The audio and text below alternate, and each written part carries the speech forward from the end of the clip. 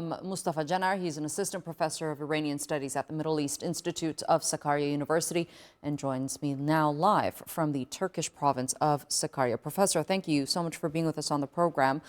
We heard our correspondent Reza there list the concessions that the U.S. expects Iran to make. How far do you think Iran is willing to go? Thank you for having me. Actually, from today's meeting between foreign ministers of Turkey and Iran, it is once again clear that Iran's core position remains unchanged. And this is that Foreign Minister Araghchi reiterated that they will not negotiate under, threat. He was referring to the massive military build-up across the Gulf. And he also made it clear that Iran's defense capabilities, specifically its ballistic missile capabilities, remains off the table. So on the other side, when we look at what President Donald Trump wants, he sees himself as a deal maker. He wants a televised victory. His maximum pressure two campaign involves some economic concessions from Iran. He demands like zero enrichment in the nuclear file. He doesn't want any enrichment capability of the Iranian side, and he wants to limit Iran's missile program. He wants to limit Iran's regional grip.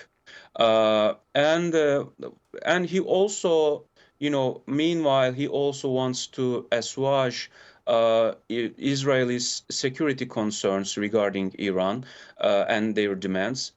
But he is also facing Iranians who are really, master negotiators. And there is a huge gap between Iranian demands and Trump's demands. I don't know how to, breach this huge gap. But there is also, a huge possibility of a military strike, which would complicate the matter more. We know that President Donald Trump wants a quick, easy, victory like we saw in Venezuela. But when it comes to Iran, we know that it wouldn't be as easy as it was in Venezuela. It would be unpredictable and messy. And when we consider Iran's, capabilities and potential, I think, and given the military buildup across the Gulf, it would be a very messy option.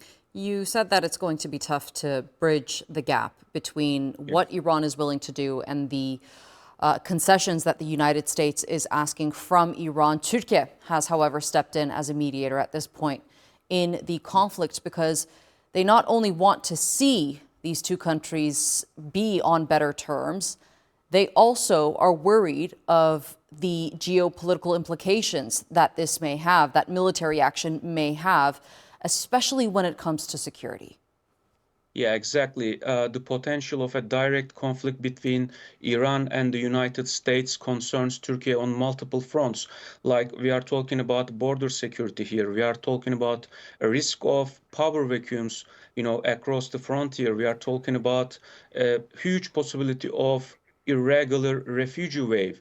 And furthermore, the PEJAK terrorist organization, which operates as the Iranian branch of PKK, it could pose a great challenge to Turkish security and national interest of Turkey. So for Ankara, mediating between Iran and the United States is more than a diplomatic gesture. It's more about providing Turkey's security, and it's a calculated move towards providing Turkish national interests. And what Turkey does here is a very clever strategy. Turkey wants to, unbundle issues here, like prioritizing nuclear file first, because Turkey believes that solving all the files regarding Iran at once is almost impossible. So prioritizing nuclear file first, and it would, when it's solved, create